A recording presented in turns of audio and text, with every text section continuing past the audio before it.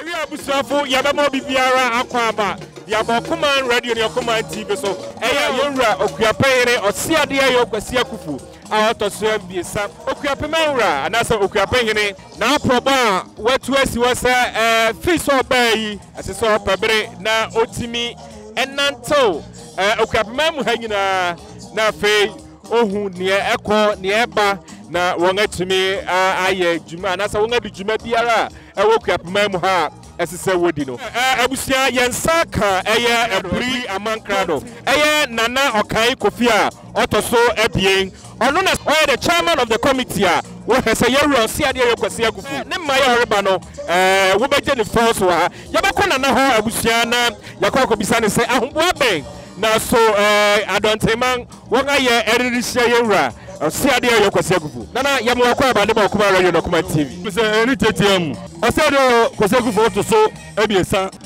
me of fasini mpon me asro dochi entino ba yi me na me di committee na nim Adonteng pam se me na me ni anim na me hwene so to bibia as me no kasai ye ne hia no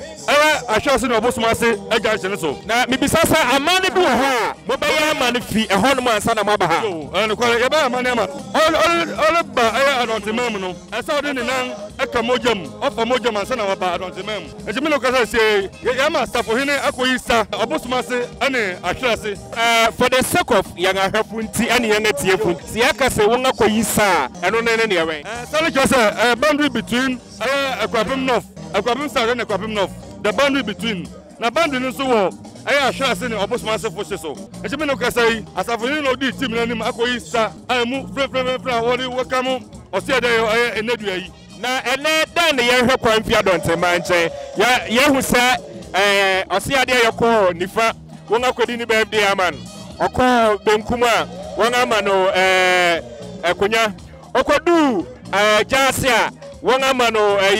photo from muso mura mana pakanga na asa mura yeden ayo asia kasai yara mana pakanga asomo pa ena yari dini birthday mu birthday na manene na yari chance say Adonteng na Adonteng so ya this stronghold je na otu wojan kwasi ne na pamfo na info ya twen ba ya twen no odokwa so ya receive no because oyen nyina yewura je na ne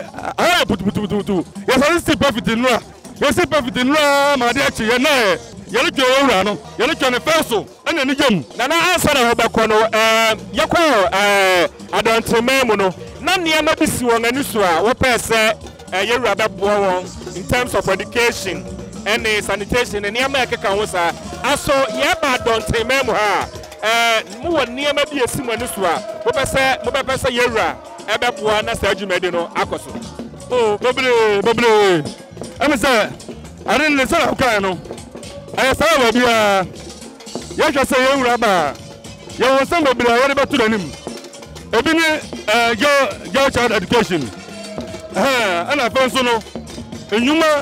yawo Craft Village wa yabasa obacha ne mama yan ko amisa no na abu Adonteng bebre Aburi Craft Village okay eti nana Okan Kofi otoso abien odochi asuna odochi won Amankrado mama fan kan say oba ha yawo osomanyo nana nyadu eno ya osomanyo hemia nana nyadu ai na nyadu na me no kasa baba okay eti nana yabada masani ahobo asronko a bepam yabasa yaba na yenemo aba bedeko yesi yada masani